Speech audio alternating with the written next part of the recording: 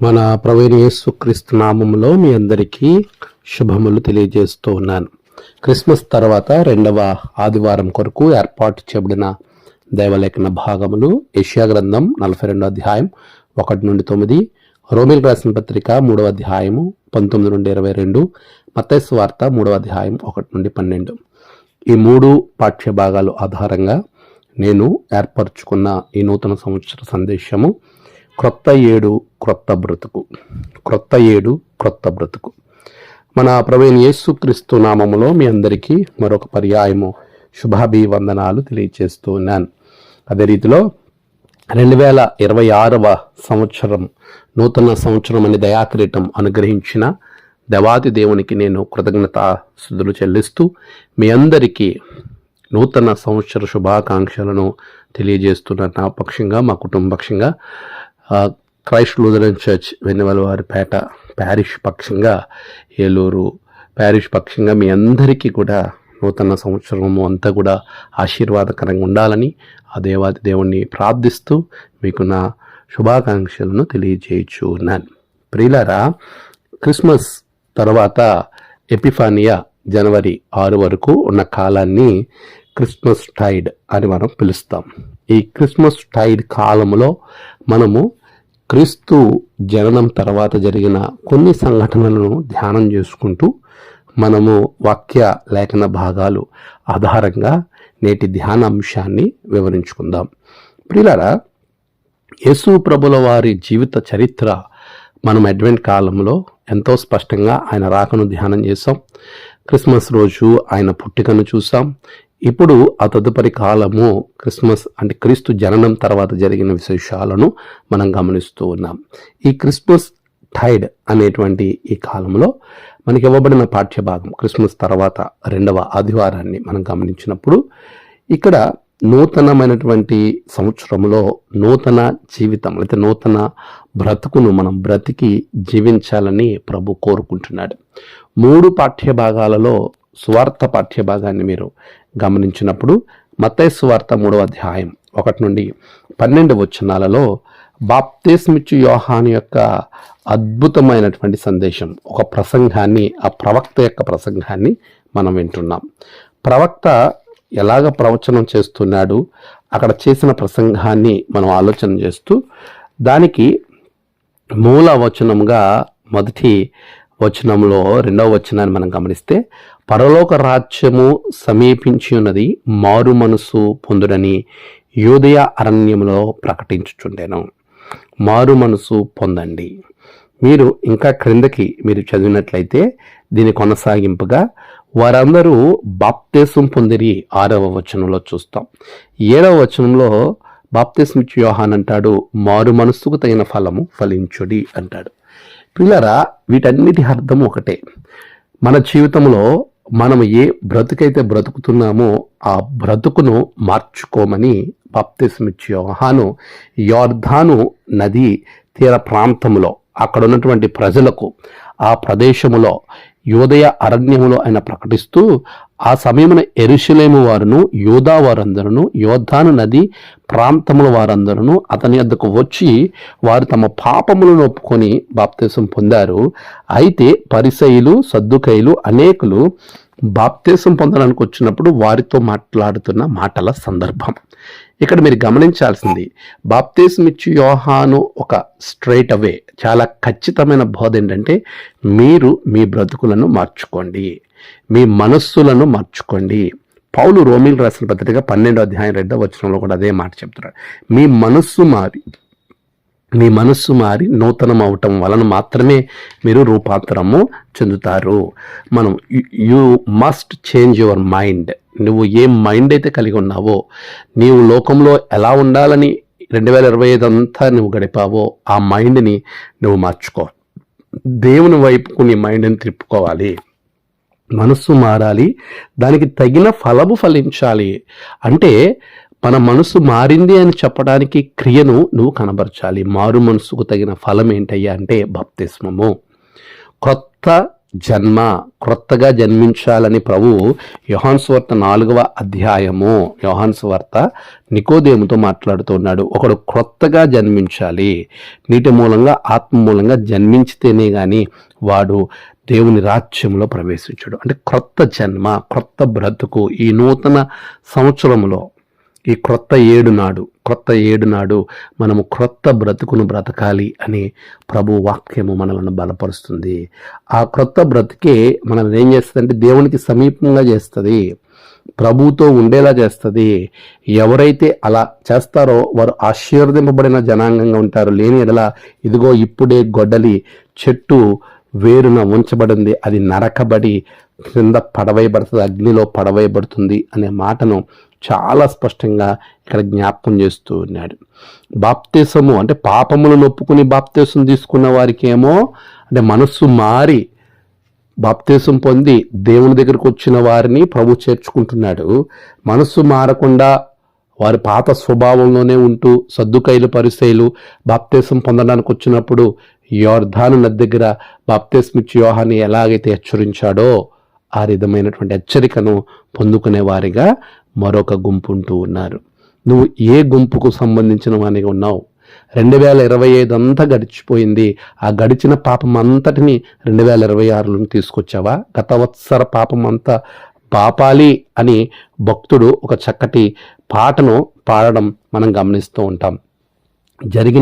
జరిగిపోయినటువంటి పాపమునంతటిని కూడా మనము వదిలిపెట్టేయాలి. క్రొత్త ఏడు మనకి వచ్చినప్పుడు క్రొత్త ఏడు మొదలుపెట్టాను. పులిపాక జగన్నాథం గారు రచించిన క్రొత్త ఏడు మొదలుపెట్టాను 603వ కీర్తనలో క్రొత్త ఏడు మొదలుపెట్టాను, మన బ్రతుకునందు క్రొత్త ఏడు మొదలుపెట్టాను. క్రొత్త మనసు తోడ మీరు క్రొత్త ఏట ప్రభుని సేవ తత్తరపడకుండా చేయు టుత్తమోత్తమంబు చూసారా పిల్లరా? మన జీవితంలో ఇంకెప్పుడు కూడా మనము దేవునికి వ్యతిరేకమైనటువంటివి మనం చేయకుండా ప్రభువుని సేవను చేసే వారంగా మనము లోకంలోనికి వెళ్ళిపోకుండా మన మనస్సులను మారి స్థిరపరుచుకున్న వారంగా ఉండాలి. దేవుని వైపు మాత్రమే చూసే వారంగా ఉండాలి. మారు మనసు, కొత్త మనస్సును మనం కలిగి ఉండాలి. అదే విషయాలు ఎన్నో సందర్భాలలో మనం చూస్తాము. కానీ కొంతమంది ఆ మనస్సును మార్చుకోకుండా పాత స్వభావంలో ఉండాలనుకుంటారు. అపోస్తుల కార్యాల గ్రంథం 8వ అధ్యాయం 9, 19, 20, 22 వచనాలు మీరు చదివితే అక్కడ గారడి సీమోను కనబడతాడు. పరిశుద్ధాత్మను డబ్బుతో కొనేయాలనుకుంటాడు. అప్పుడు పౌలు అంటున్న మాట ఏంటంటే, నువ్వు పరిశుద్ధాత్మను డబ్బుతో కొనాలనుకుంటున్నావు, నీ మనస్సును నువ్వు మార్చుకో, మారు మనసు పొందు అని హెచ్చరించటము మనం చూస్తూ ఉంటాం. మీరు ప్రియులారా, దమస్కులో కూడా పౌలు చెప్తాడు మారు మనస్సును తగిన కార్యాలు చెయ్యాలని. అపొస్తలుల కార్యాల గ్రంథం 26:20లో చెప్తాడు. ప్రకటన 2:5లో ప్రభువు చెప్తున్నాడు, మారు మనసు కలిగి నువ్వు మొదటి క్రియలను చెయ్యి. ఏ ప్రేమైతే నువ్వు మొదట్లో ఉన్నావో ఆ ప్రేమను తిరిగి మరలా చెయ్యి. ఒకవేళ నువ్వు దేవుని సన్నిధిలో చేసినటువంటి ప్రామిసెస్ అవన్నీ మర్చిపోయేవేమో, రీకలెక్ట్ చేసుకో, మొదటి ప్రేమను కలిగి ఉండు. లేనియలా నేను నిన్ను ఏం చేస్తాను అనే విషయాన్ని ప్రభు అక్కడ చాలా స్పష్టంగా చెప్తూ ఉన్నాడు. ప్రకటన గ్రంథం 2వ అధ్యాయం 5వ వచనం, ఏ స్థితిలో నుండి పడితేవో అది జ్ఞాపకం చేసుకుని మారు మనసు పొందే మొదటి క్రియలను చేయము. అట్లు చేసి నీవు మారు మనసు పొందే సరే లేని ఎడల నేను నీ వద్దకు వచ్చి నీ దీపస్తంభము దాని చోట నుండి తీసివేతాను. దీపస్తంభాన్ని తీసివేస్తాను అని ప్రభు చెప్తా ఉన్నాడు. ప్రియులారా, ఈ రోజున మనల్ని మనం ఆలోచన చేసుకోవాలి. దేవుడు మనకు పెట్టినటువంటి అద్భుతమైనటువంటి ఆత్మాన్ని, దీపాన్ని ప్రభు తీసివేస్తున్నాడు. మనం అలా ఉండకుండా మనం దేవుని సన్నిధిలో మనల్ని మనము సమర్పించుకొని ప్రభువుకి ఇష్టమైన వారంగా మనం ఉండాలి. చూడండి, ప్రకటన 3:19లో కూడా చెప్తున్నాడు, నేను ప్రేమించు వారందరినీ గద్దించి శిక్షించుచున్నాను గనుక నీవు ఆసక్తి కలిగి మారు మనసు పొందు. ఇది క్రొత్త అవకాశం దేవుడిస్తున్నాడు మనకి. క్రొత్త ఏడు అంటే a new year means a new chance for us. క్రొత్త సంవత్సరం అనేది మరొక నూతనమైనటువంటి అవకాశం.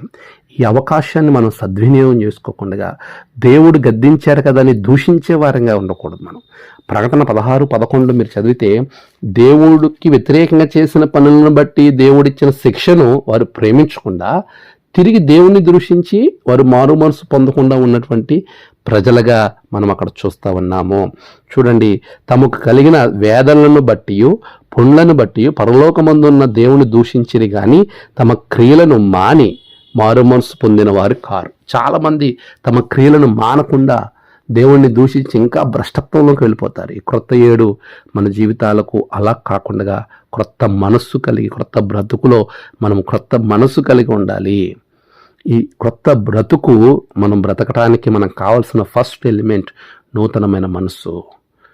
నూతన మనస్సును మనం కలిగి ఉంటే, ఈ క్రొత్త మనస్సును మనం కలిగి ఉంటే, మంచి మనసు, దేవుడు అనుకున్న మనస్సును, మారు మనస్సును కలిగి దానికి తగిన ఫలము బాప్తిసం పొందితే మన జీవితంలో ఆశీర్వదింపబడతాయి. పులిపాక జగన్నాథం గారు is the best example for అస్.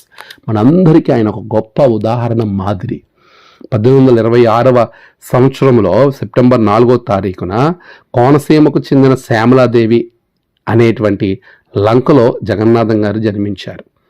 ఆయన చాలా నిష్ట కలిగినటువంటి బ్రాహ్మణ కుటుంబానికి సంబంధించిన వాడు. విశాఖపట్నంలో ఇంగ్లీష్ పాఠశాలలో రెవరెండ్ జాన్ హే అనే మిషనరీ గారు స్థాపించిన ఆ పాఠశాలలో జాయిన్ అయ్యారు. 1840లో ఆయన జాయిన్ అయ్యారు. అప్పటికి ఆయన వయసు 14 ఏళ్ళు. అక్కడ ప్రవేశించిన తర్వాత 21 సంవత్సరాలకి వయసుకి ఆయన విద్యను ముగించుకుని బయటకు వస్తుంటే, అప్పటి వరకు క్రైస్తవ మిషనరీల మీద ఆయన కలిగి ఉన్న అసహ్యం అంతా ఒకసారి రీకలెక్ట్ చేసుకున్నాడు. ఇన్ని సంవత్సరాలుగా నేను అక్కడ చదువుతున్నానే, ఎవ్వరూ నన్ను ద్వేషించలేదు అని ఆయన ఆలోచించుకుని వచ్చిన ప్రారంభంలో ఆయనకి ఇచ్చిన బైబిల్ని తిరిగి మరల తీసి చదవడం ప్రారంభించాడు. ఆ చదవడమే క్రీస్తు ప్రేమను గుర్తించాడు. అప్పటి వరకు ఏ సమాధానం కొరకైతే మనస్సులో ఉన్నటువంటి నెమ్మది లేని మనస్సును ఏదైతే కలిగి ఉన్నాడో ఆ నెమ్మది గల మనస్సు కొరకు ఎదుగుతూ ఉన్నాడో దానిని పరిశుద్ధ గ్రంథం చదివిన తర్వాత ఆయన పొందుకున్నట్లుగా ఆయన గుర్తించి వెంటనే జాన్ హే గారి దగ్గరికి వెళ్ళి నేను క్రైస్తవ మతాన్ని స్వీకరించాలనుకుంటున్నాను అని చెప్పడం జరుగుతుంది. వెంటనే ఆయన ఎంతగానో చెప్పి చూస్తారు, కుటుంబస్తులు చెప్పి చూస్తారు, ఎవ్వరు చెప్పినా ఆయన మాట విన్నాడు. కానీ నేను నిజంగా దేవుణ్ణి నమ్ముతున్నాను అని చెప్పినప్పుడు ఆయన పట్టుదలను, ఆయన విశ్వాసాన్ని చూసిన జాన్ హే గారు 1847లో ఏప్రిల్ 19 విశాఖపట్నంలో ఉన్న ఘోషా మహల్లో జాన్ హే గారి ద్వారా బాప్తిసం పొందుకొని క్రైస్తవుడిగా మారుతారు. ఆయన అప్పుడు వచ్చినటువంటి శ్రమలు, అప్పుడు వచ్చిన కష్టాలు, అప్పుడు ఆయనకు వచ్చిన అనేకమైనటువంటి బాధలు, ఇరుకులు, ఇబ్బందులు, ఇవన్నీ కూడా ఆయన తట్టుకోలేక పారిపోతాడేమో అని అనుకున్నారు అందరూ. కుటుంబం వెలివేసింది, రకరకాల శ్రమలు, ఆయనకి మరణ భయం వచ్చింది. అయినప్పటికీ వాటిని అన్ని వదలక ఆయన రాసిన అద్భుతమైన కీర్తన నీవు తోడై ఉన్న చాలు. 413వ కీర్తన, అది మొట్టమొదటి రాసిన పాట. ఆయన తోడుగా ఉంటే చాలు అనే కీర్తన రాసి అక్కడ నుండి అనేక కీర్తనలు రాశాడు. అందులో ఒకటి క్రొత్త ఏడు మొదలుపెట్టెను, మన బ్రతుకున్నందు క్రొత్త ఏడు మొదలుపెట్టెను, క్రొత్త మనస్సు తోడ మీరు క్రొత్త ఏట ప్రభుని సేవ తత్తరపడకుండా చేయుటుత్తమోత్తమంబు చూడ క్రొత్త ఏడు మొదలుపెట్టెను. ఈ కీర్తనలో ప్రతి చరణం, ప్రతి మాట మనలను దేవునికి సమీపంగా చేస్తుందండి. అలాంటి క్రొత్త మనస్సును మనం కలిగి, మారు మనస్సు అనుభవం కలిగి, దేవుడు చేసినటువంటి అద్భుతమైనటువంటి ఆశీర్వాదకరమైన భక్తుడు పులిపాక జగన్నాథం గారిలాగా మన జీవితాలను కూడా మార్చుకుని ప్రభు కొరకు సాక్షిగా మనం నిలబడాలి. నూతన మనస్సు కలిగి ఉన్నప్పుడు ఈ క్రొత్త ఏడు మన బ్రతుకు క్రొత్తగా ఉంటుంది, క్రీస్తు కొరకు ఉంటుంది. అలాంటి క్రొత్త బ్రతుకు కొరకు నీ మనస్సును మార్చుకో, నూతన మనస్సును కలిగి ఉండు. రెండవదిగా నూతన విశ్వాసాన్ని కలిగి ఉండాలి. మనం నూతన మనస్సు పొందావు, బాప్తీసం పొందుకున్నావు, అక్కడతో ఆపివేయకూడదు. చాలామంది బాప్తీసం తీసుకుని తిరిగి వెనక్కి వెళ్ళిపోతారు. కాదండి, నూతనమైనటువంటి విశ్వాసం. ఒకవేళ నువ్వు ఇంకా విశ్వాసంలో ఉంటే నీ విశ్వాసం మరింత బలముగా ఉండాలి, నూతనమైనది కావాలి, నూతనత్వం కలిగి ఉండాలి. అంటే విశ్వాసము అనేది చాలా బలమైనటువంటి ఆయుధం మనకి. మీరు గమనిస్తే హెబ్రీయులకు రాసిన పత్రిక 11వ అధ్యాయము 6వ వచనంలో అంటాడు, విశ్వాసము లేకుండా దేవునికి ఇష్టులై ఉండట అసాధ్యము. అలాంటి విశ్వాసాన్ని మనం కలిగి ఉంటే దేవుని నీతిగా ఎంచబడతాం. రోమీయులకు రాసిన పత్రిక 3వ అధ్యాయం 22వ వచనం, యేసుక్రీస్తునందలి విశ్వాసం మూలమైనది నమ్మువారందరికీ కలుగు దేవుని నీతి అయినది. నమ్మువారందరికీ కూడా యేసుక్రీస్తునందలి విశ్వాసం మూలమునదై దేవుని యందలి విశ్వాసము, ప్రభువునందలి విశ్వాసము. అలాంటి విశ్వాసం ఎలా ఉండాలంటే అది నూతనమైనదై ఉండాలి. నూతనమై ఉన్నదంటే పూర్వము నువ్వు ఎలాంటి విశ్వాసం అయితే కలిగి ఉన్నావో దానికి మించిన విశ్వాసము నువ్వు కలిగి ఉండాలి. అలాంటి గొప్ప విశ్వాసాన్ని నువ్వు కలిగి ప్రభువులో ముందుకు కొనసాగాలి. ప్రియులారా, ఎన్ని ఇబ్బందులైనా రాని, ఎన్ని కట్లైనా రాని, పాత ఇశ్రాయేలు ప్రజలు చూడండి, వారి జీవితంలో దేవుడు చేసిన మేలు మర్చిపోయి విశ్వాసఘాతకులుగా మారిపోయారు. ద్వితీయోపదేశకాండం 1:33 వారు చేసినవి అన్నీ మర్చిపోయారు, విశ్వాసం ఉంచలేదని చెబుతూ ఉన్నాడు. కానీ దేవుని యందు విశ్వాసం కలిగిన వారిని ఆయన కాపాడతాడండి. కీర్తన 31:23 చెప్తున్నాడు. మలాకి 2:16 అంటాడు, మీ మనస్సును కాచుకోవాలి. మారు మనసు పొందినటువంటి నీవు విశ్వాసంలోనికి వచ్చిన తర్వాత తిరిగి మరలా వెనక్కి వెళ్ళిపోతావేమో, విశ్వాసఘాతకులు అయిపోతావేమో. జాగ్రత్త. దానికి నువ్వు చేయాల్సిన పని ఏంటంటే నీ మనస్సును నీవు కాచుకోవాలి. మలాకి గ్రంథం 2:16 మనం చదివినప్పుడు అక్కడ భక్తుడు అంటున్నాడు చూడండి, 2:16 మనం చదువుతాం. భార్యను పరిత్యజించుట నాకు అసఖ్యమైన క్రియ అని ఇశ్రాయేలు దేవుడగు యెహోవా సెలవిచ్చున్నాడు. మరియు ఒకడు తమ వస్త్రములను బలత్కారముగా నింపుట నాకు అసహ్యమని సైన్యములకు అధిపతియగు యెహోవా సెలవిచ్చుచున్నాడు. కాబట్టి మీ మనసులను కాచుకొనడి, విశ్వాసఘాతకులు కాకుడి. భార్యాభర్తల మధ్య సంబంధం గురించి మాట్లాడుతూ చెబుతున్నటువంటి విషయం పై వచనంలో చాలా స్పష్టంగా ఉంటుంది. ఇదిగో, ఎవడమున పెళ్లి చేసుకున్న మీ భార్యల విషయంలో విశ్వాసఘాతకులుగా ఉండకండి. మనము పెళ్లి కుమార్తెగా సంఘము అనేటువంటి పెళ్లి కుమార్తె ఎఫెసీ పత్రికలో ప్రభు చెప్తా ఉన్నాడు. ఎఫెసీ మీరు చదివినప్పుడు అక్కడ చాలా స్పష్టంగా 5వ అధ్యాయం 22 నుండి మీరు చదివినప్పుడు పెళ్లి ప్రసంగాల్లో మనం చెబుతాం. అయితే సంఘాన్ని ఆయన వధువుగా పోలుస్తూ ఆయన వరుడుగా రెండవ రాకడ అడ్వెంట్లో రెండవ భాగము క్రిస్మస్ తర్వాత ఇప్పుడు జరిగేదేంటి, ఆయన చనిపోయాడు, పాతిపెట్టబడ్డాడు, తిరిగి లేపబడ్డాడు, మరలా రాబోతున్నాడు. వచ్చేటువంటి ఆయన వరుడుగా రాబోతున్నాడు, వధువు అయినటువంటి సంఘాన్ని తీసుకుని పోయే ఈ క్రమంలో మనము దేవునికి విశ్వాసఘాతకులుగా ఉండకూడదు, ఆయనను మోసం చేయకూడదు. మనం అనగా చాలా సందర్భాల్లో ప్రభు వాడారు, నీ పితరులు నన్ను వదిలి అన్య దేవతలను అన్య విగ్రహాలను ఆరాధిస్తూ వ్యభిచారులైరి. దినవృత్తాంతాలు 2వ గ్రంథంలోనూ మనం గమనించినప్పుడు అక్కడ ప్రభు చెప్తున్నటువంటి వాక్యంలో మనం గమనించినప్పుడు అతడు యూదా పర్వతముల యందు బలిపీఠములను కట్టించి యెరూషలేము కాపురస్తులను దేవుణ్ణి విసర్జించినట్లు చేశాను, యూదా వారిని విగ్రహ పూజకు లోబరిచాను, అంటే వ్యభిచరింపజేశాను అని రాయబడ్డ. ఈరోజు మీరు చూడండి, యెహోవాను విసర్జించి ఇతరుల దేవతలను పూజించడం అంటే లోకానుసారంగా జీవించడం దేవుని దృష్టిలో ఆ విగ్రహము అనేది వ్యభిచారంతో సమానం. దేవునికి నువ్వు విశ్వాసఘాతకులుగా ఉంటున్నావా? ఎలా ఉంటున్నావు? నీ జీవితం ఎలా ఉంటుంది? విశ్వాసాన్ని కలిగి మనం ముందుకు వెళ్ళాలని వాక్యం మాట్లాడుతుంది. ప్రభు చాలాసార్లు మీరు చూస్తే మత్తయి 15:20 నుండి 28 వచనాల్లో అక్కడ కానీ 17వ అధ్యాయంలో 20వ వచనంలో కానీ ఆవగింజంత విశ్వాసం గురించి, అమ్మా నీ విశ్వాసం గొప్పది అనే సందర్భం కానీ, లేకపోతే లూకాసు 8వ అధ్యాయంలో వారు చూపించిన విశ్వాసాన్ని ప్రశ్నించినటువంటి సందర్భాన్ని మనం చూస్తాము. ఇంకా అనేకమైన సందర్భాలు, అల్ప విశ్వాసి, అవిశ్వాసి, విశ్వాసము లేని మూర్ఖతరము వారులారా, రకరకాలుగా ప్రభు విశ్వాసాన్ని గురించి మాట్లాడడం మనం చూస్తూ ఉంటాం. కాబట్టి అలాంటి ఉన్నతమైన విశ్వాసాన్ని మనం కలిగి ఉండాలి. నూతనమైన విశ్వాసం, ఎప్పుడు అదే విశ్వాస జీవితం కాదు. పౌలు అంటున్నాడు, నీ విశ్వాస జీవితంలో పొడవు, వెడల్పు, లోతు, ఎత్తు నువ్వు పెరగాలి. ప్రియుడా, నీ ఆత్మ వర్ధిల్చున్న ప్రకారం అన్ని విషయములో వర్ధిల్లాలి. నీ విశ్వాస జీవితము అంతకంతకు ఎదగాలి. ఎంతగా అంటే షద్రక్ మెషక్ అబేద్నెగోలు చూడండి, ఆ రోజుల్లోనే వారు చెప్పారు, మా దేవుడు రక్షించడానికి సమర్థుడు, ఒకవేళ రక్షింపకపోయినా మేము మతం. అది విశ్వాస స్థాయి. అలాంటి విశ్వాస స్థాయి, హబక్కుకు చెప్పిన విశ్వాస స్థాయి. అలాంటి విశ్వాసము, నూతన విశ్వాసాన్ని మనం కలిగి ఆయన యందు నమ్మకం ఉంచినప్పుడు అది దేవునికి నీతిగా నీకు ఎంచబడుతుంది. నువ్వు దేవుని నీతిగా మార్చబడతావని చాలా స్పష్టమైనటువంటి జీవితాన్ని, క్రొత్త జీవితాన్ని ప్రభు మనకి ఇవ్వడానికి ఇష్టపడుతున్నాడు. ఆ నూతనమైనటువంటి జీవితంలో దేవుని నీతిగా మారాలనుకుంటున్నావా? అయితే నూతన విశ్వాసము కలిగి నువ్వు ముందుకు రా. ప్రియులారా, మూడవదిగా దేవుని సన్నిధిలో నూతన క్రియ చేయటం మనము మొదలు పెట్టాలి. మొదటిగా నూతనమైనటువంటి మనస్సు, నూతనమైనటువంటి విశ్వాసము, నూతన క్రియ. ఈ మూడిటి ద్వారా మన జీవితము నూతనమైనటువంటి బ్రతుకుగా మారుతుంది.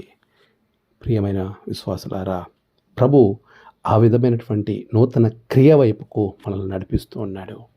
ఒక సవాల్తో కూడినటువంటి ఒక దేవుని సేవకునిగా, దేవుని యొక్క బిడగా, ఆయనకు బదులుగా నువ్వు ఒక స్వరం అవ్వాలి, గలం అవ్వాలి. చూడండి, మొదటిగా ఒక నార్మల్ మనిషిగా, ఒక మామూలు వ్యక్తిగా, ఒక స్త్రీగా నీవు మారు మనసు పొంది బాప్తిసం పొంది దేవుని వైపుకు తిరగాలి. తిరిగిన నీవు దేవుని యందు పరిపూర్ణమైన విశ్వాసం ఉంచి ఆయన నీతిగా ఎంచబడాలి. ఇప్పుడు దేవుని నీతిగా ఎంచబడిన నీవు దేవునికి ఒక ప్రతినిధిగా మారి ఆ నీతి కొరకు నువ్వు నిలబడాలి. అది ఏ నూతన క్రియ. అలాంటి నూతనమైనటువంటి జీవితాన్ని నువ్వు కలిగి దేవుని సేవకునిగా నువ్వు మారగలగాలి అంటున్నాడు. 42వ అధ్యాయం యెషయా గ్రంథంలో మీరు చదివినప్పుడు, ఇదిగో నేను ఆదుకున్న నా సేవకుడు, నేను ఏర్పరచుకున్న నా ప్రాణమునకు ప్రియుడు, అతని యందు నా ఆత్మ ఉంచి ఉన్నాను. ఆయన ఏర్పరచుకున్నటువంటి బిడగా నూతన జీవితాన్ని ప్రారంభించు. ఆయన ఎప్పుడు ఏర్పరచుకుంటాడు? నువ్వు విశ్వాసం కలిగి నమ్మకం కలిగి ఉంటే ఆయన దేవుని నీతిగా నువ్వు ఎంచబడతావు, దేవుని నీతిగా ఎంచబడతావు. అలాంటి నీతిని నువ్వు జరిగించగలుగుతావు. అతడు సత్యమును అనుసరించి న్యాయము కనపరచును. ఆయన భూలోకమును న్యాయము స్థాపించే వరకు అతడు మందగలడు.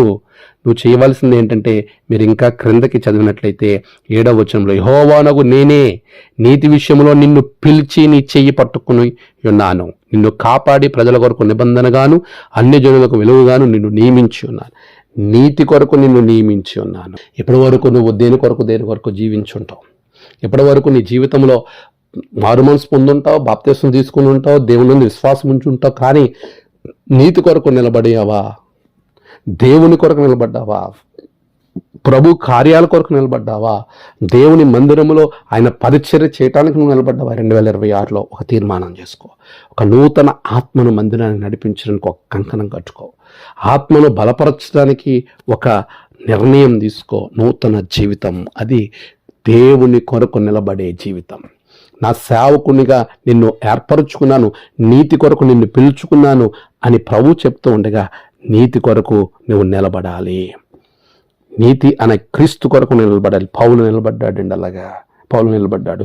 నీతి కొరకు ఆకలి దప్పులు గలవారు ధన్యులు, వారు ఏం చేయబడతారు? పరలోక రాజ్యాన్ని పొందుకుంటారు. పరలోక రాజ్యాన్ని పొందుకుంటారు. దేవుడు నీ చేయి పట్టుకుని నీతి కొరకు నిన్ను పిలిచాడు.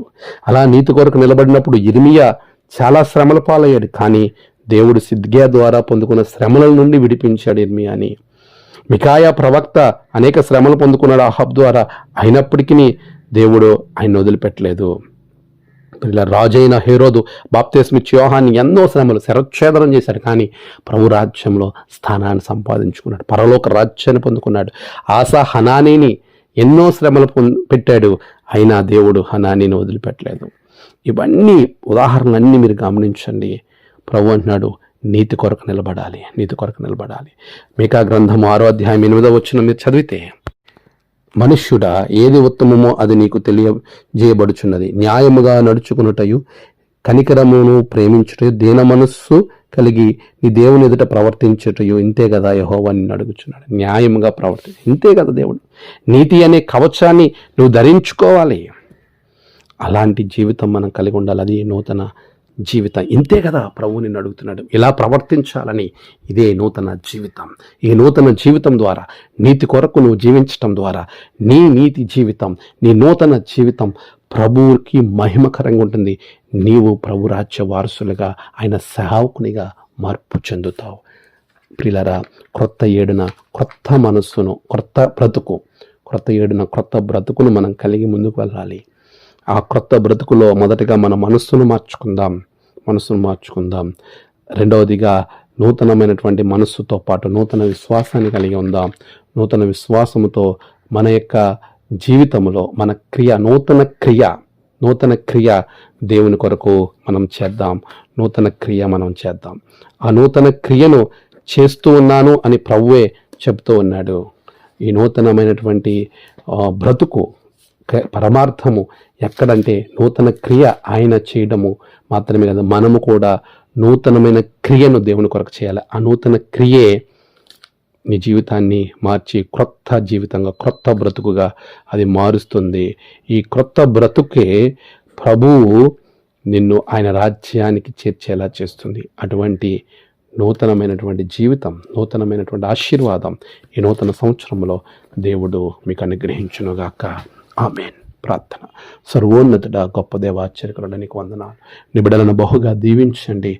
క్రొత్త ఏడున క్రొత్తమైనటువంటి నూతనమైనటువంటి బ్రతుకును బ్రతికి నీ కొరకు సాక్షిగా బిడలు జీవించే కృప దయచేయండి. ఆశీర్వదించండి, దీవించండి. యేసు నామమున ప్రార్థించి వేడుకుంటున్నాం తండ్రి. ఆమేన్. తండ్రి, కుమార, పరిశుద్ధాత్మ త్రియేక దేవుని దీవెన ఆశీర్వాదాలు మీకు కలుగునుగాక. ఆమేన్.